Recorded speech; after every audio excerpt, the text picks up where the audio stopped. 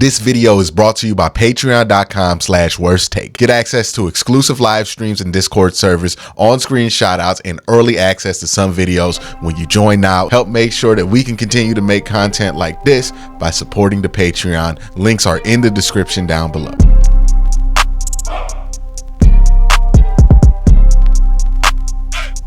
Right.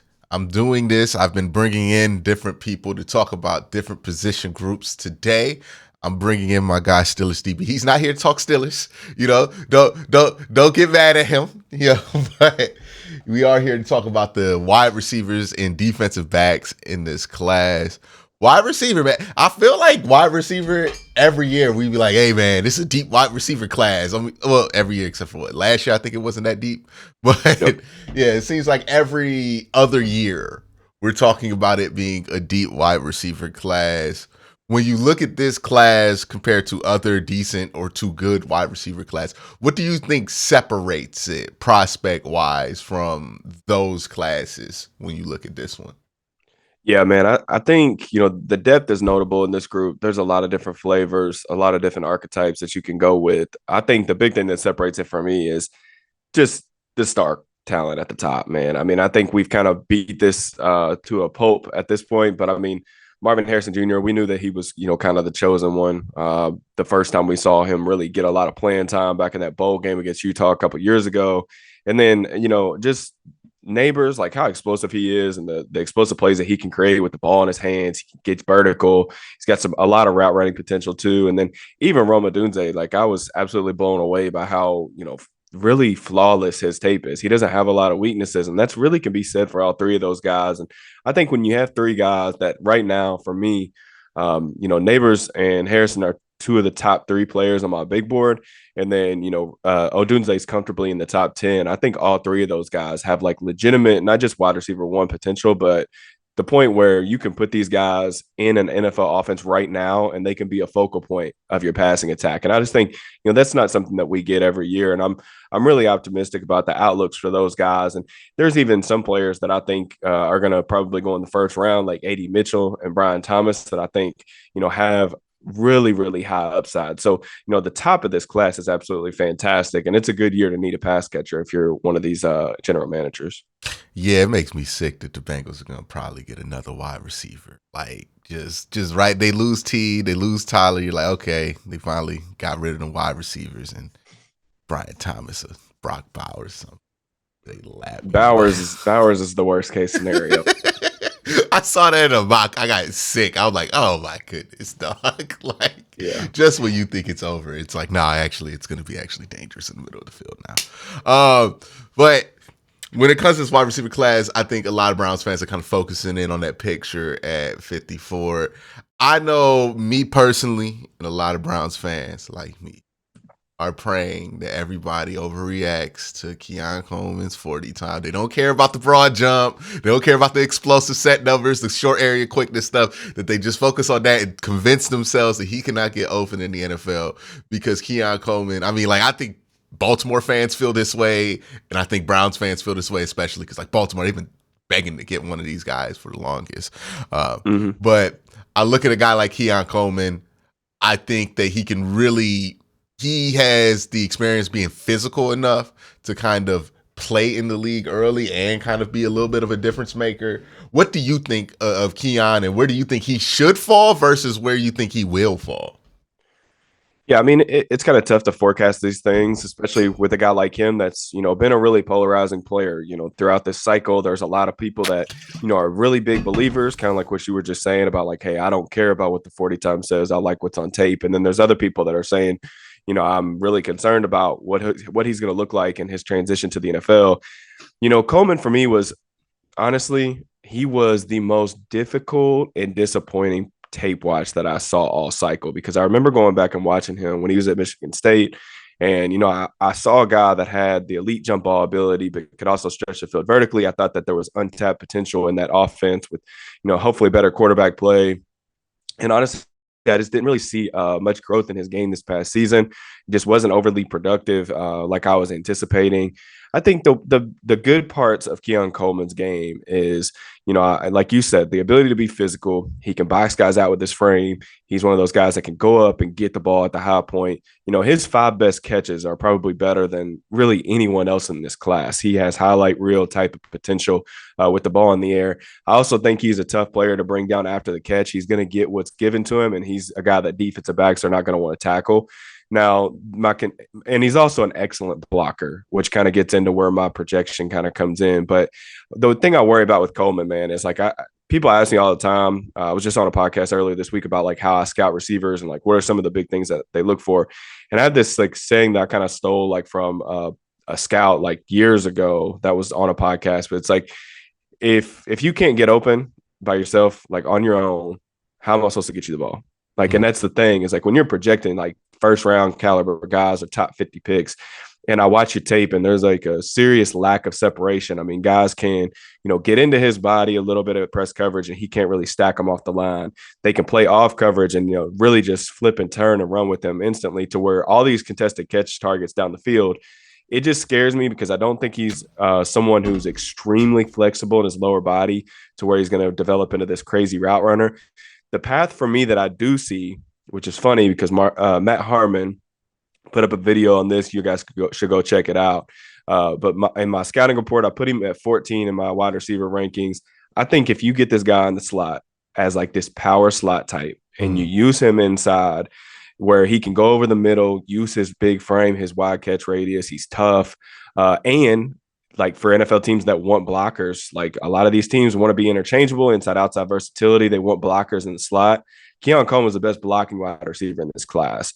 So he gives a tremendous amount of effort, and I love how physical he is. So I think there is a path for him to be a really productive player at the NFL level. I ended up settling with like kind of like an early to mid third round grade for me, but I know he's going to go earlier than that. And he's definitely a guy that I could end up, being completely wrong on a couple years down the road.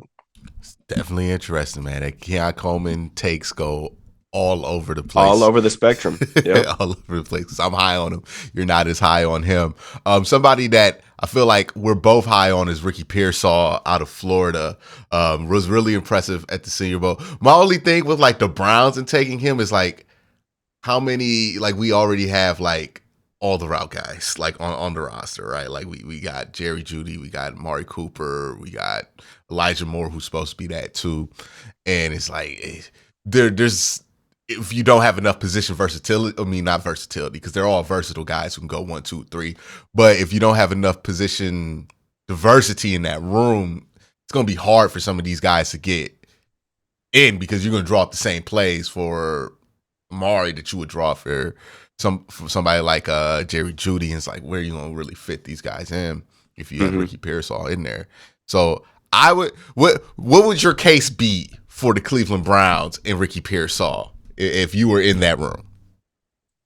And I think the best advice that I can give for, when you're talking about trying to take or draft players is draft good players, man. Ricky Pearsall is a really good player. And I think that I completely get what you're saying about, trying to build your receiver room.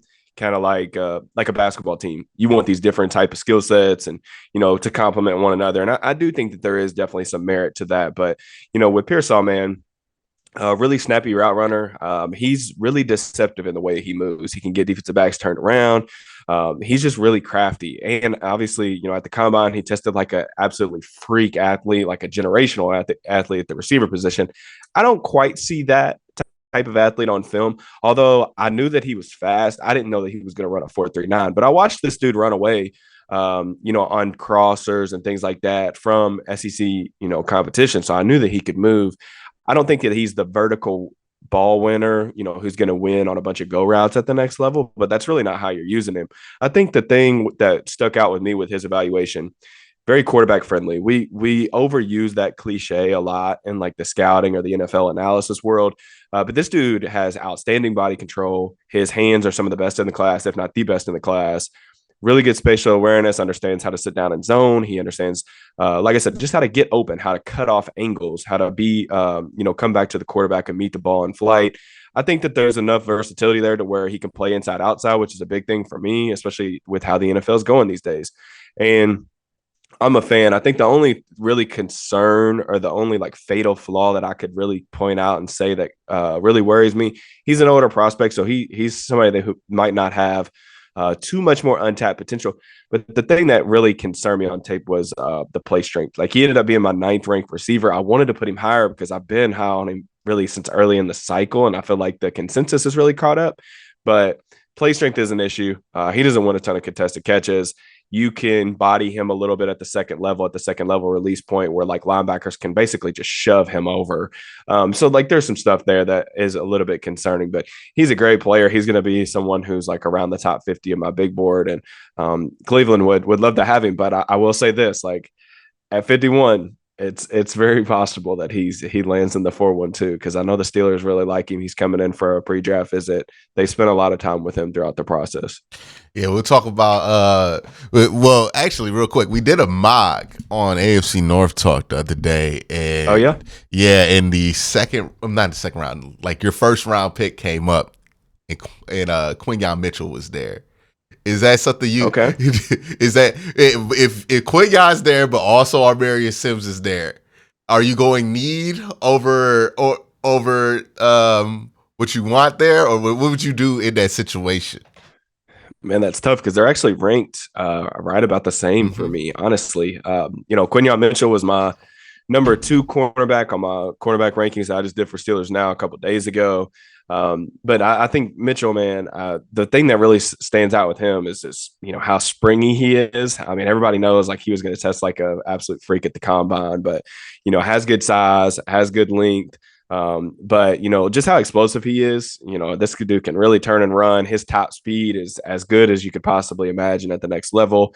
But I think the thing that sets him apart from other cornerback prospects, I try not to use hyperbole when I'm putting together like my notes for prospects and stuff, because I want, to be genuine and not like, gas prospects up over the top.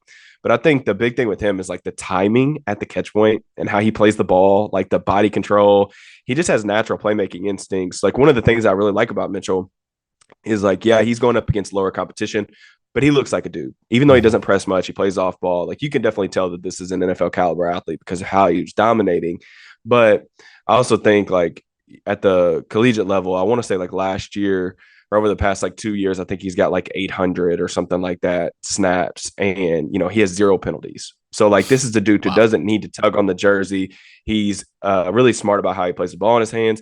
I'm really intrigued by the potential for him. If you can get him, he didn't really play much press at Toledo, but if you can kind of unlock that game to where he can be a little bit more alignment versatile, I mean, sky's the limit. Good ball skills, could take the football away, will tackle, good frame. He's everything you want. So it's tough for me because I know the Steelers are really interested in Marius Mims, and I get that. That's a whole different conversation. You talk about difficult prospects to evaluate and rank. That's definitely one of those guys.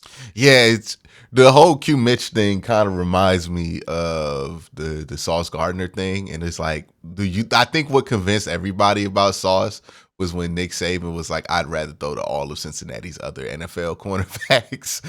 Like, I'm not doing that. And I was like, yeah, that's the top 5 pick like in the draft. But he obviously Toledo didn't get to have that kind of moment there. But let's move back to wide receivers. When you look at this class, when you see the guys who are kind of those 6'2" kind of archetypes, right? 'Cause some guys are 6'2", but like 6'2" in like listing only, they don't really play 6'2". When you look, and some guys aren't 6'2" and play like they're 6'3", right? Like Xavier Legette is somebody who like we were convinced he was like 6'5" during the season, but it turns out he's like 6'1", because of just how he plays. When you look at those kind of archetypes of wide receivers, the bigger body guys, the end zone threats, who do you like in this class? Are you a fan of Xavier Legette? Who else do you think kind of fits that mold there for teams looking for that type of wide receiver?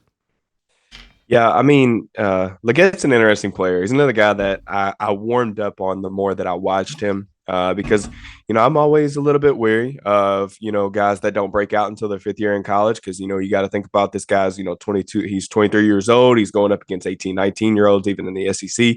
Mm-hmm. It makes a difference, man. We see this thing happen every cycle.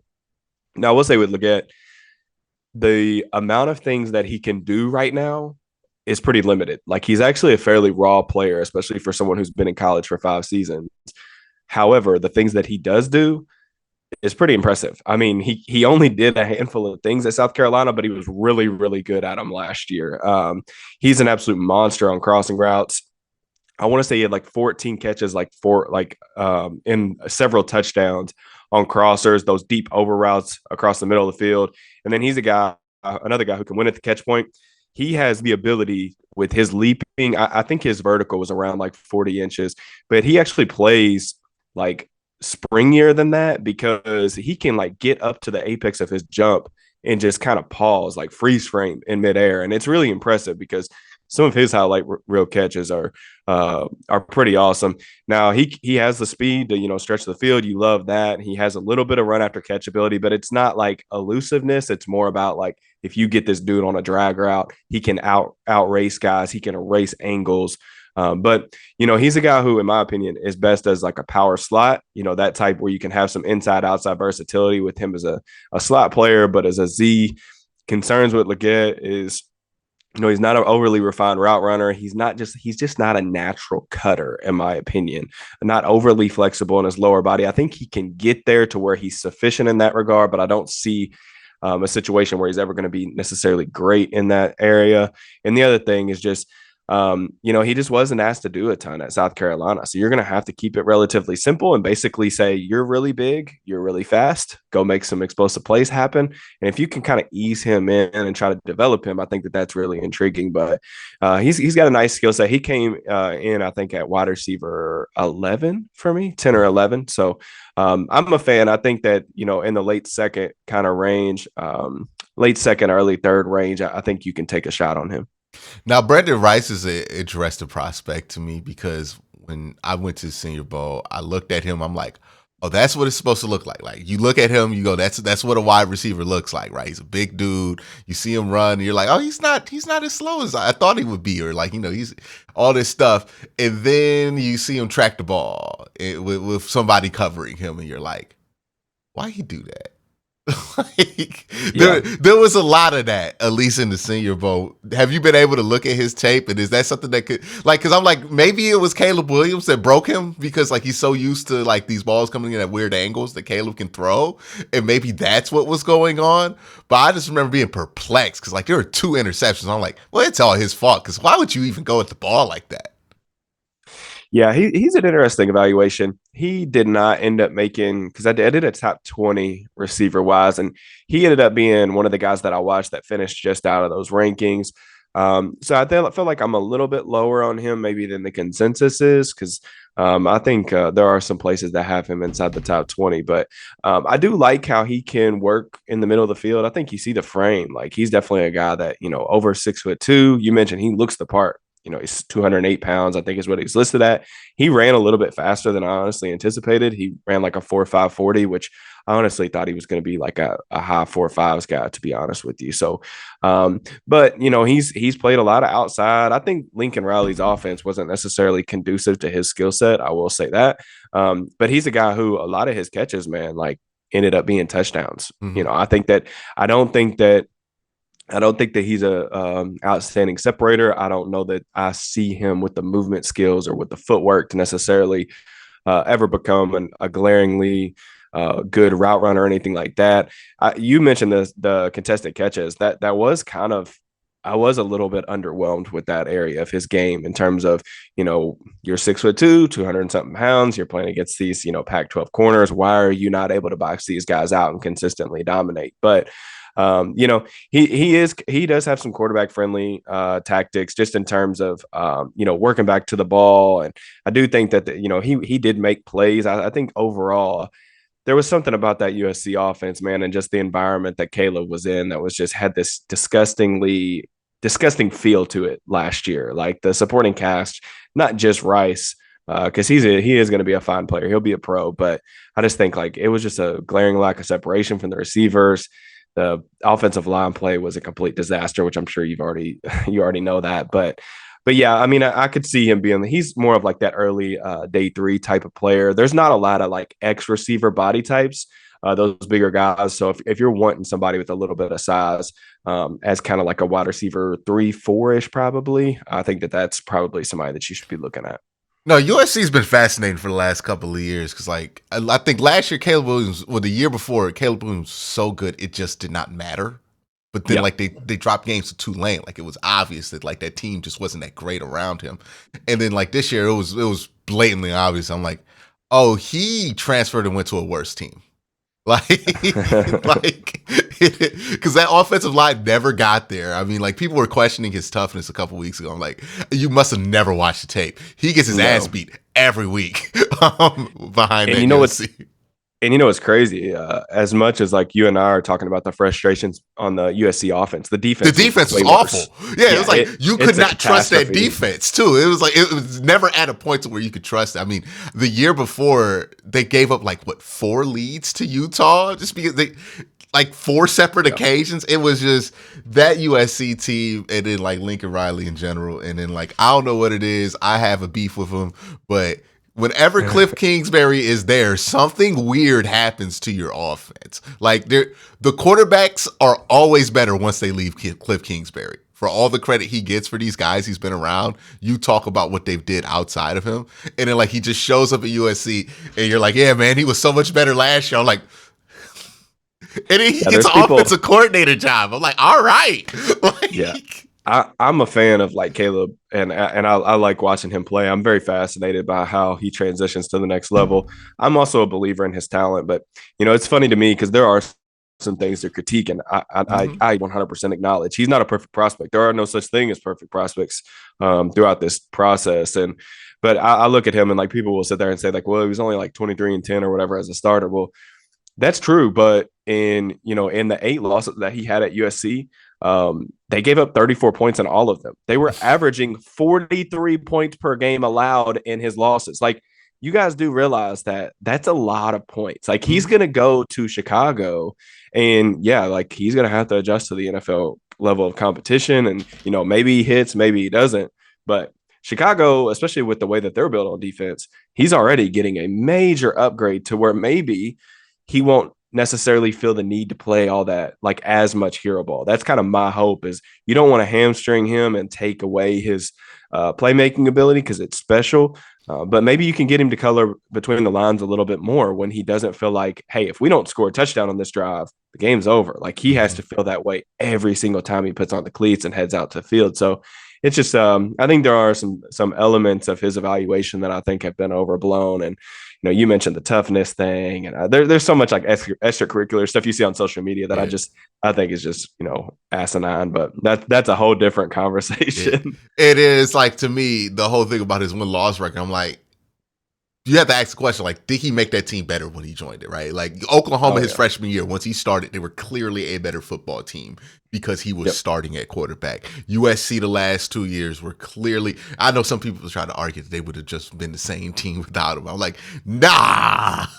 Nope. No, that team, like, because they need to put up a ridiculous amount of points because, like, I don't think people watch Pac-12 football. Like that's my theory is that like when it comes to a lot of these like prospects that people talk about in Pac-12, I just don't think people watch them Yep. because they are on at 9 o'clock and people kind of formulate these opinions and they're like, oh, this is what it is.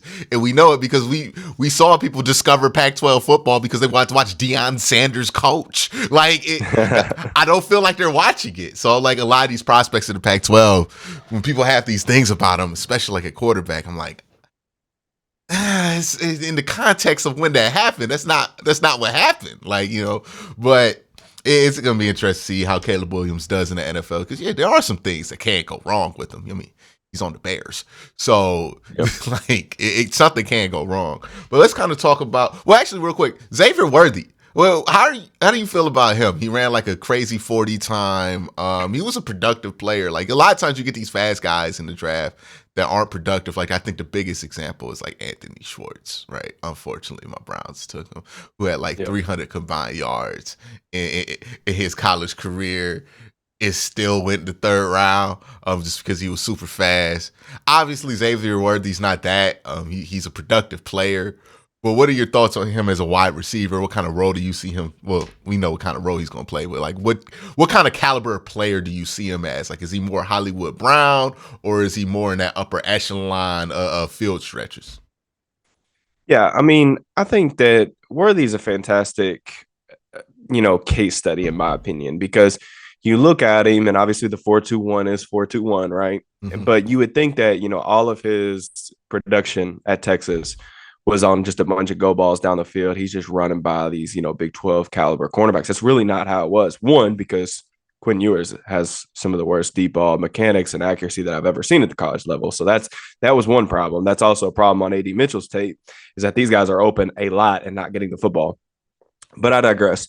Worthy is a better route runner than your stereotypical, 160 pound slender receiver that we see come in. He understands how to create separation. I ended up settling on a early second round grade for Worthy. I actually do think he's going to go in the first round. He's been a productive player really since he stepped on campus. But I think the one thing that really set his evaluation over for me was I kept watching more and more tape, and it's difficult to see from the broadcast view, but I kept watching tape.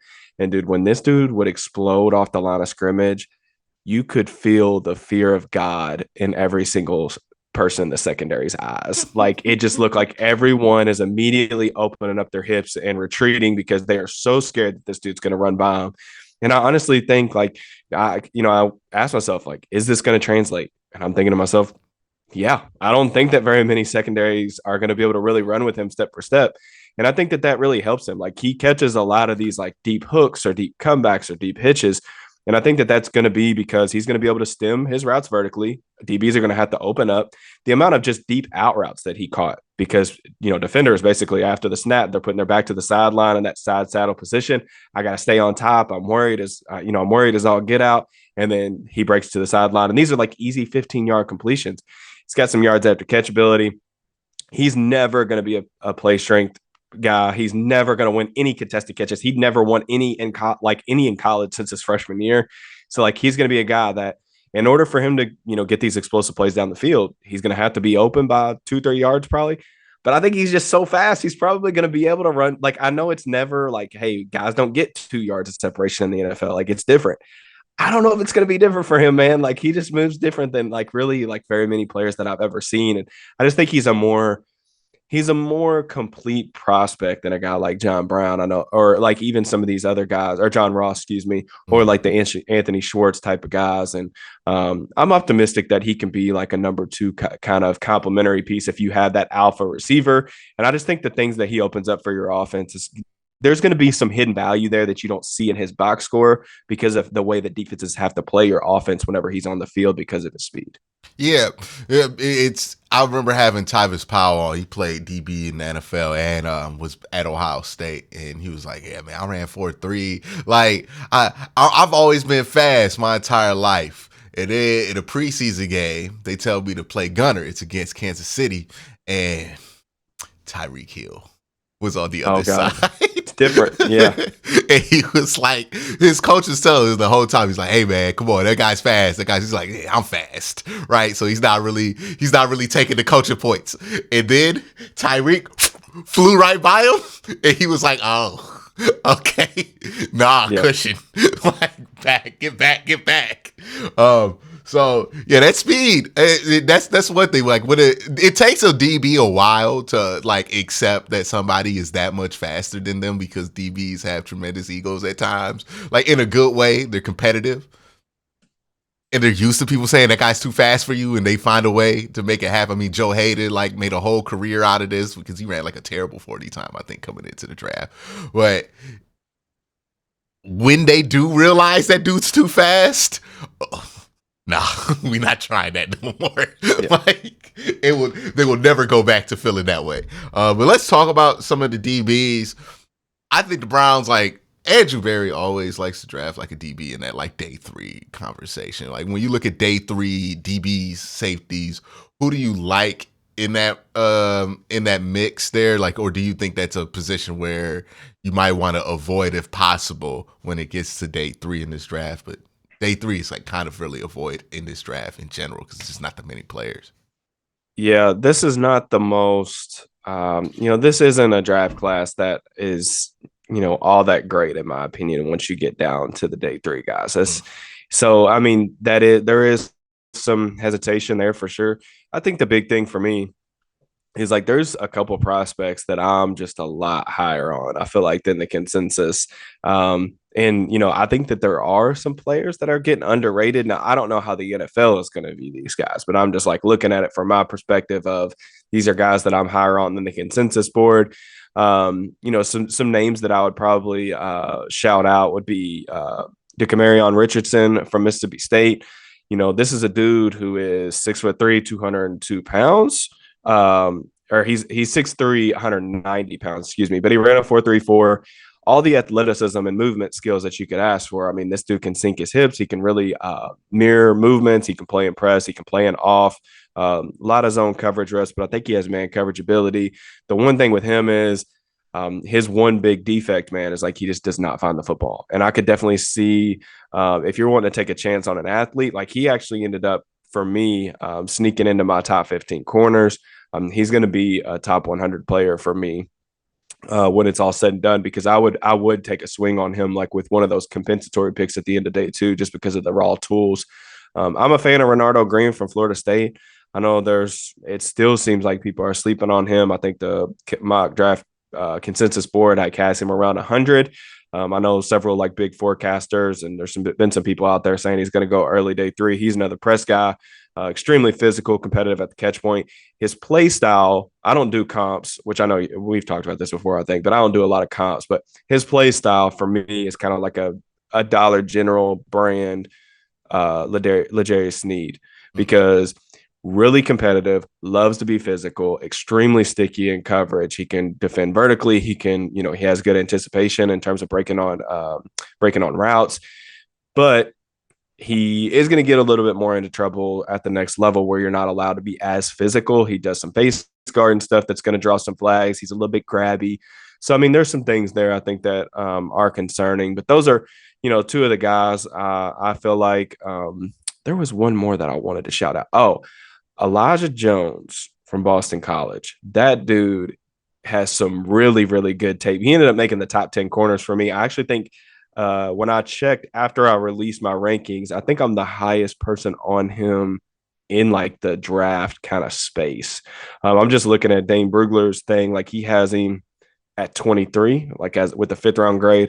He ended up finishing for me like with the early 3rd. So like this, I'm extremely high on him. He's a guy who he has good size. He's 6'1", 185, ran a 4.4, excellent ball production. I mean, this dude, he takes calculated gambles, but he can absolutely run with guys vertically, plays the ball exceptionally well in the air in terms of finding the football. He is a 6-year senior, so like that is, he's an older prospect for sure, but he's a guy that's been around. He's been productive. It's not like it was a 5th or 6th-year breakout, but I definitely think he can be a top 3 cornerback in the league relatively early, because I don't really see a ton of fatal flaws on his tape.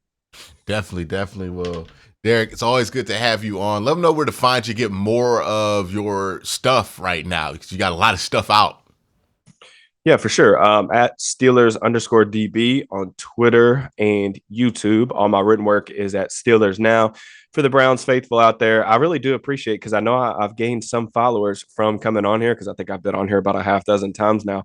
There's actually several people that interact with a lot of my stuff from the Browns faithful, mostly draft related, talking about ball. But I'm not the prototypical, I'm not going to yell at you guys for being Browns fans. It's okay. But I do like to talk ball. So if you're into the NFL draft, or like, X's and O's, scheme stuff, or just ball in general, I pretty much talk it all day nonstop with pretty much anyone who will listen. So, but yeah, I appreciate you having me on, man. No problem, Derek. Definitely going to be interesting during the season. There's going to be a ton to talk about in the AFC North. Oh yeah, Derek Henry being on the Ravens and whatever this Bengals are going to do with Joe Burrow back, the Browns trying to figure it out on the offense, and y'all got the whole Russ Justin Field game going. Oh yeah. I'm sure that won't generate me controversy. Like, you know what I need the Steelers to do? Put the cherry on top. Draft Spencer Rattler. It's like that one GIF or whatever where he's cooking over the stove and he like adds the thing and it instantly pops up in flames. Like that's pretty much how I feel that's going to work. But I mean, I'm optimistic.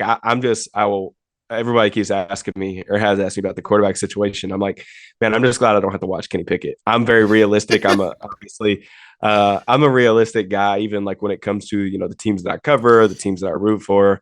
in sports. So I like to provide that type of viewpoint.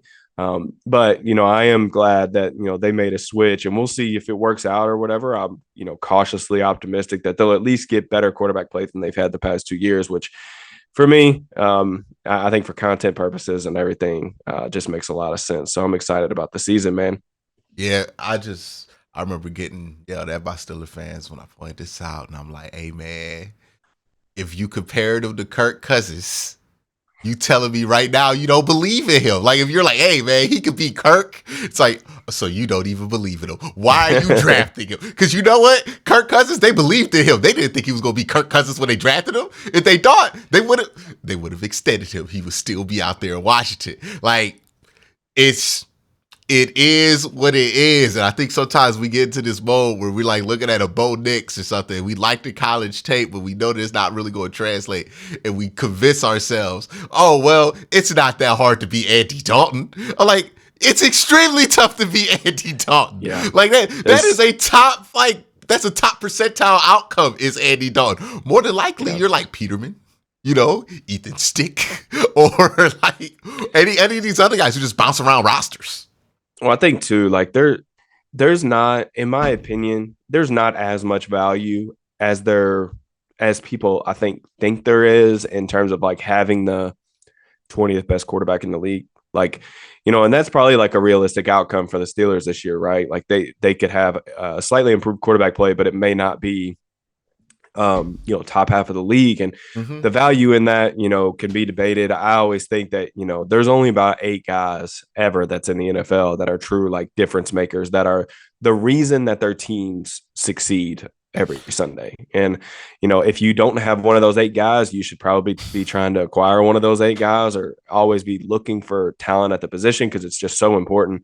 But you bring up a good point. Like, that's kind of what I was saying earlier about there's so much misinformation about in the draft space, and in terms of like safe prospects, or this dude's got a high floor, there's no way he can bust, he just doesn't have the upside. And dude, it just grinds my gears, because you can point it out so easily. And I don't like to rag on prospects, but I'm realistic in like my evaluations. But there's guys every single cycle that get that label of, oh, this dude, there's no way this dude bust.